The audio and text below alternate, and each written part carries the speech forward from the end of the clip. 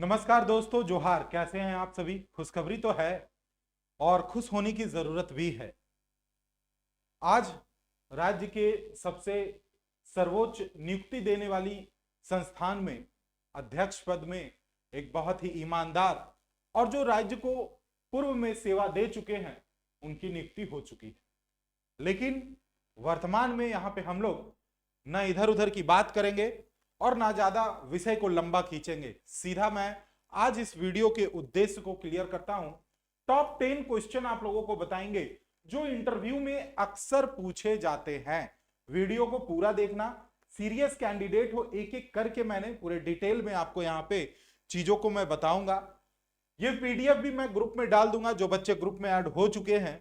तो सबसे पहले याद रखिए, टॉप 10 क्वेश्चन जो आपसे कॉमन क्वेश्चन है जो पूछा जाएगा।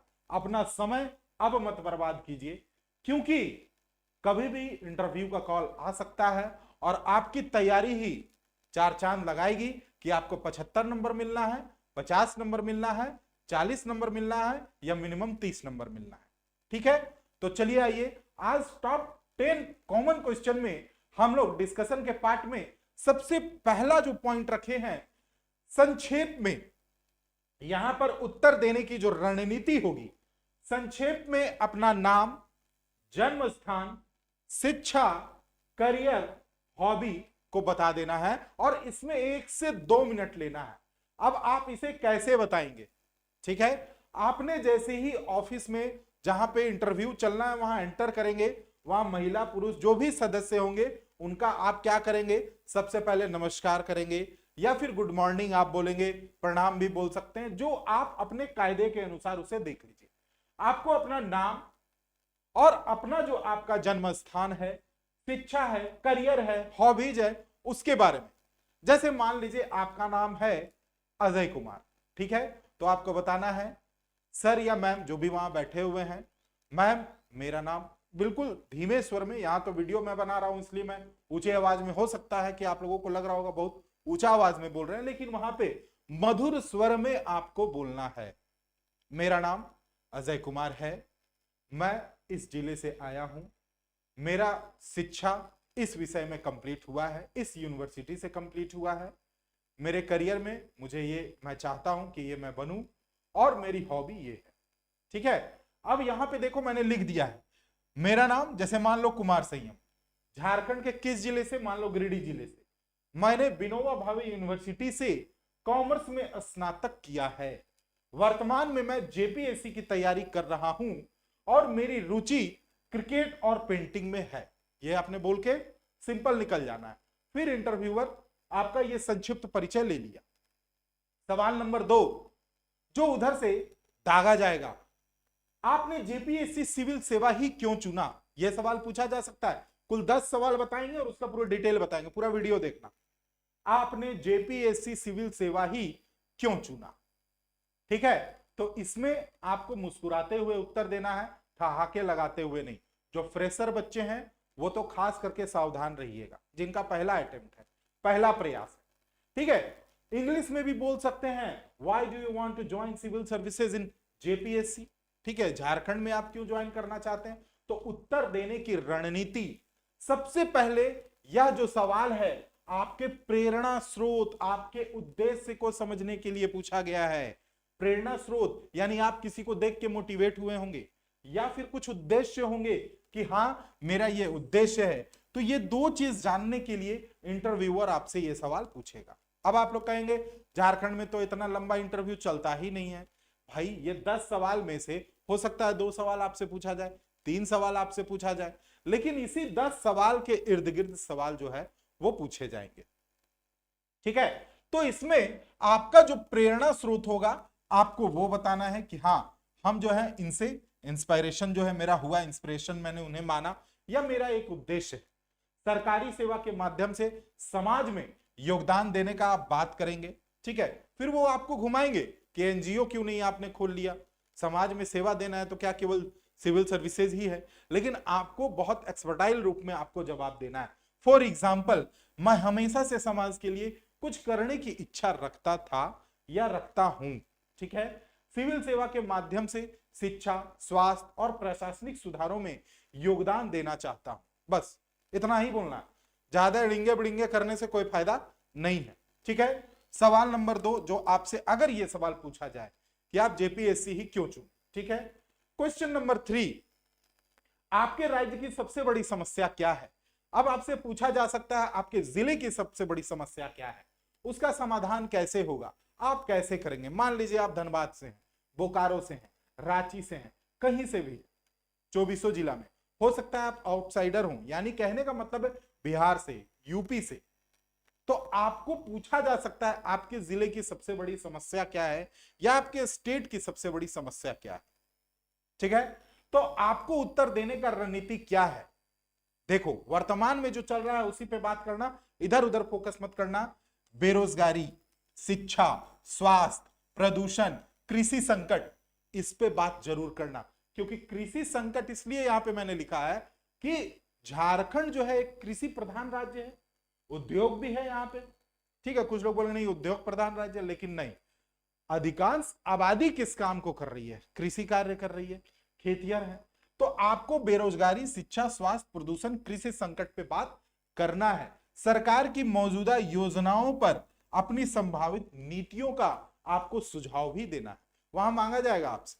ठीक है, अब जैसे मेरे राज्य बिहार में, मान लो कोई बिहार से, अब यहां पे बच्चे कहेंगे आपने बिहार क्यों लिखा। देखो सवाल यह है कि बिहार भी हो सकता है, झारखंड भी हो सकता है, उत्तर प्रदेश भी हो सकता है। क्यों, सिलेक्शन जब होगा, ठीक है, अभी लगभग 950 जो रिजल्ट आएगी, तो इसमें कोई भी किसी भी स्टेट से हो सकता है। ठीक है, तुम इस पे मत जाना। तो कहना है झारखंड में बेरोजगारी एक बड़ी समस्या है, इसका समाधान स्थानीय उद्योगों को बढ़ाकर, स्टार्टअप के इकोसिस्टम को बढ़ाकर, स्किल के डेवलपमेंट को करके किया जा सकता है। इन कार्यों में अगर बढ़ावा दिया जाए तो। ठीक है, मेन फोकस क्वेश्चन नंबर 3 ये आप लोगों से पूछा जाएगा। फिर चौथा नंबर, आपकी कमजोरी क्या है। आपसे ये नहीं पूछेगा आपकी ताकत क्या है, पूछेगा आप अपनी कुछ कमजोरियों के बारे में बताएं। ठीक है, तो वहां आप कैसे बोलेंगे, बोलेगा what is your biggest weakness. ठीक है, वो चेक करेगा कि ये सर्विस के लायक है कि नहीं। इस अब वहां पे आपसे पूछा कमजोरी, तो आप बोलेंगे हम बहुत भावना में बह जाते हैं, हम भावनात्मक जुड़ाव जो है लगा लेते हैं। नहीं, ऐसे नहीं बोलना है। आपकी कमजोरी वहां पूछी गई है तो वो आपदा नहीं पूछा है, वहां पे अवसर को तलाशना है। आपको ऐसी कमजोरी के बारे में बताना है जिसमें आप सुधार कर रहे हैं और सकारात्मक पॉजिटिव रूप में आपको प्रस्तुत करना है। कमजोरी क्या है, कभी कभी मैं बहुत परफेक्टनिस्ट हो जाता हूं, यानी कि आई एम 110% राइट, ये वाला प्रॉब्लम है जिससे छोटे छोटे काम में ज्यादा समय लग जाता है। लेकिन अब मैं टाइम मैनेजमेंट पर ध्यान दे रहा हूं। आपसे पूछा जाएगा, अब आप बताइएगा हमें कमेंट में कि आपकी जो 2 कमजोरियां हैं वो क्या है। ठीक है, तो उस पर आपको सुधार करना है। तो अपना 2-3 कमजोरी, 2-3 जो है मजबूत पक्ष जो है वो आपको जरूर बताना है। ठीक है, ये 4th number question. 5th number, अगर आपको अपना पसंदीदा कैडर, अब देखो यहां कैडर लिखा हुआ है, सिंपल कैडर को कर दो सर्विस। ठीक है, क्या करोगे, सर्विस। आपको अपना पसंदीदा सर्विस ना मिले तो क्या करेंगे। अब उत्तर देने की रणनीति क्या होनी चाहिए। मान लीजिए आपने जेपीएस भरा है, जेएस भरा, यही 2 आपने भरा होगा टॉप में, जितने भी मेरे जो ये वीडियो को देख रहे हैं मेरे भाई बंधु। जेपीएस नहीं मिला तो क्या, जेएस नहीं मिला तो क्या। तो इसमें आपको लोक सेवा के प्रति समर्पण दिखाना है, बोलना है कि सर्विसेज जो मैंने, मान लीजिए जेएस डाले हैं या जेपीएस डाले हैं, अगर वो ना भी मिले, ठीक है, सेकंड प्रेफरेंस भी मिलता है, तो चूंकि मुझे लोक सेवा करने का मौका मिलेगा, चूंकि झारखंड में जो भी समस्याएं हैं उसे दूर करने का मुझे मौका मिलेगा, तो मैं उसके साथ जाना पसंद करूंगा। ठीक है, और यह स्पष्ट करना है कि आपका उद्देश्य जो है सेवा है, ना ही कि आपको जो सर्विस आपने चुना है वो मिले। ठीक है, फॉर एग्जाम्पल, मैं सेवा के लिए समर्पित हूं और मुझे जो भी सर्विस मिलेगा मैं पूरी निष्ठा से कार्य करूंगा। अच्छा, सवाल पूछेगा, इसी में बता रहे हैं 5.1, यानी कि एक सवाल इसमें और ऐड कर दे रहा है कि अगर आपकी सिलेक्शन नहीं होती है तो आप क्या करेंगे। ये नहीं बोलना है कि ठीक है सिलेक्शन नहीं होगा तो कोई बात नहीं, हम कुछ और देख लेंगे, नहीं।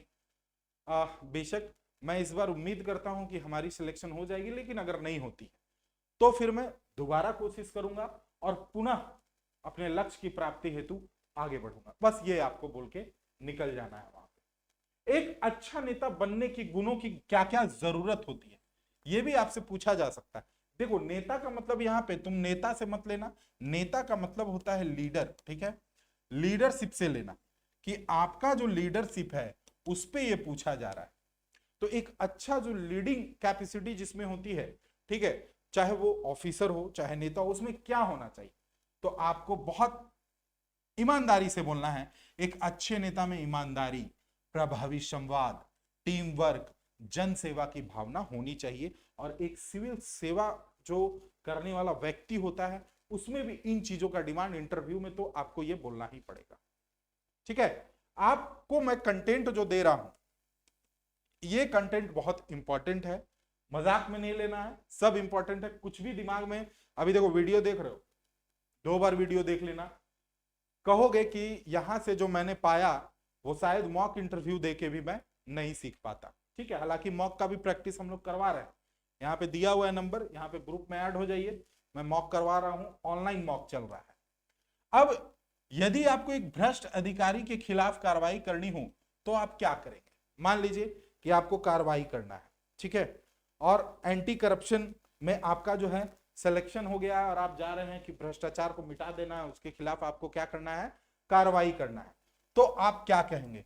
मैं पहले तथ्य जुटाऊंगा, फिर संबंधित अधिकारियों को सूचित करूंगा और कानून के अनुसार कार्रवाई सुनिश्चित करूंगा, ठीक है। यही आपका आंसर होना चाहिए। जो भी चीजें आपको बताना है उसमें धैर्य पूर्वक बताना है। धैर्य की जो स्थिति है उसको तो बिल्कुल भी नहीं छोड़ना है, वो कायम रखना है। हाथों की जो मूवमेंट होगी, बिल्कुल आप स्ट्रेट ऐसे बैठे हैं तो बैठे हैं, हाथ ऐसा नहीं कि पंछी की तरह उड़ता फिरूं मस्त गगन में, वो वाला काम नहीं करना है। 8वां नंबर प्रश्न है, क्या आप में लचीलापन, फ्लेक्सिबिलिटी है? यदि सरकार कोई कठिन स्थान पर आपको तैनात कर दे तो क्या आप उसे कर पाएंगे? ठीक है। अब मान लो कि आपको कोई ऐसा एरिया में गवर्नमेंट भेजना चाह रही है तो आपसे वहां पूछा जाएगा, यह उम्मीद किया जाएगा कि आप वहां सर्विस कैसे करेंगे। अभी देखो, ये टॉप कॉमन क्वेश्चन हम तुम लोगों को बता रहे हैं, आप लोगों को बता रहे हैं, माफ कीजिएगा, आप लोगों को बताएं। देखो, ये तुम मैं इसलिए बोलते, बहुत सारे मित्र हैं मेरे, ठीक है, तो होता क्या है, ये निकल जाता है, चूंकि फ्रेंडली है तो उसको आप लोगों को माइंड नहीं करना है। क्या आप में लचीलापन है? यदि सरकार आपको कहीं पे भेजती है तो आप कैसे कार्य करेंगे? ठीक है। तो अब मुझे किसी भी परिस्थिति में काम करने की आदत है, इट्स माय हैबिट, और मैं हर चुनौती को अवसर के रूप में देखता हूं। तो देखो, अब यहां पे इंग्लिश मीडियम का बच्चा इंग्लिश में बोलना है ना, हिंदी मीडियम वाले हिंदी मीडियम में बोलेंगे, ठीक है। बाकी तो लैंग्वेज पेपर आपका क्या है, कुछ का संताली हो, कुछ भी हो सकता है, तो अपना लैंग्वेज पे भी कमांड कर लेना, ठीक है। जैसे पिछली बार नागपुरी से सवाल दागे गए थे हमसे, है ना। अब देखो 9वां प्रश्न, कोई हालिया राष्ट्रीय या अंतरराष्ट्रीय घटना जिसे आपने ध्यान से देखा हो। तो देखो, जब ये आपसे पूछा जाता है कोई नेशनल या इंटरनेशनल इशू के बारे में, तो आपको एकदम मतलब रिसेंट का बताना है, 5 दिन 6 दिन का, 1 सप्ताह का लेके चलना है, क्योंकि इंटरव्यू जो आपके लेंगे वो प्रतिदिन पेपर पढ़ना शुरू कर देते हैं। वैसे भी वो लोग पढ़ते ही हैं पेपर, लेकिन कुछ ज्यादा फोकस्ड होके पढ़ते हैं, ठीक है। तो आपको नेशनल और इंटरनेशनल जो न्यूज है उस पर अभी से ही नजर बनानी, अभी से। अध्यक्ष पद पे तो बैठ चुके हैं, ठीक है, ये खुशखबरी जरूर है, लेकिन तैयारी अगर अच्छी नहीं रही तो ये दुख खबरी में कब बदल जाएगा, फिर कहेंगे अच्छा हो रहा था कि नहीं बैठ रहे थे सर, है ना। तो ये चीज को ध्यान रखना है, आप लोगों को बहुत ध्यान से उत्तर देना है। हाल ही में भारत ने चंद्रयान 3 को सफलतापूर्वक लॉन्च किया, जो भारत की अंतरिक्ष यात्रा में एक बड़ी उपलब्धि है। इससे विज्ञान और तकनीक में आत्मनिर्भरता बढ़ेगी। तो ये आपने देश के बारे में बताया, ठीक है। अब आपसे पूछा जाएगा राज्य के बारे में बताइए, कोई ऐसी बड़ी घटना जो आपको प्रभावित किया हो, ठीक है। तो आपको उसमें देखना पड़ेगा कि गवर्नमेंट की कौन सी ऐसी पॉलिसी है या कोई ऐसा मेगा परियोजना जो है गवर्नमेंट लेकर आई हो जिससे कि यहां पे बहुत अमूल चूल परिवर्तन आया हो, समाज में, रोजगार में, शिक्षा में, स्वास्थ्य में, ठीक है, लोगों के आय में, वो वाले चीज को यहाँ पे आप लोगों को बता देना है। ठीक है, तो ये टॉप 10 जो सवाल मैंने यहाँ पे आप लोगों के लिए जो ये डिजाइन किया मैंने, ये एक डेमो है।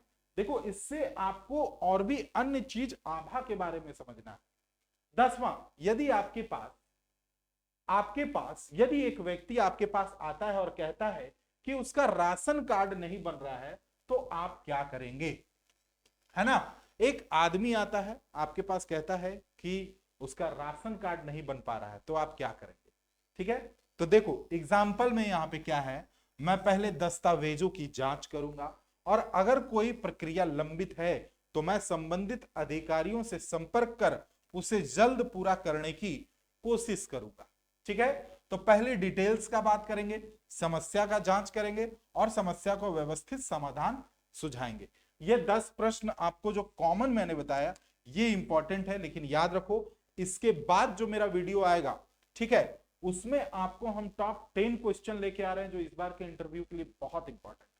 ये वीडियो अभी से इसलिए भी बना रहे हैं क्योंकि मान लो 15-20 दिन या 1 महीना के बाद रिजल्ट आ भी जाता है। वैसे उम्मीद तो यही कि होली के बाद ही कुछ होना है, रिजल्ट आ भी गया, आपके पास टाइम कम होगा। मैं कोशिश कर रहा हूं पर डे एक वीडियो शॉर्ट जाए जिसमें कि आपकी जानकारी पुख्ता हो जाए और सबकी तैयारी अच्छी हो जाए। बाकी आगे के लिए शुभकामनाएं, धन्यवाद।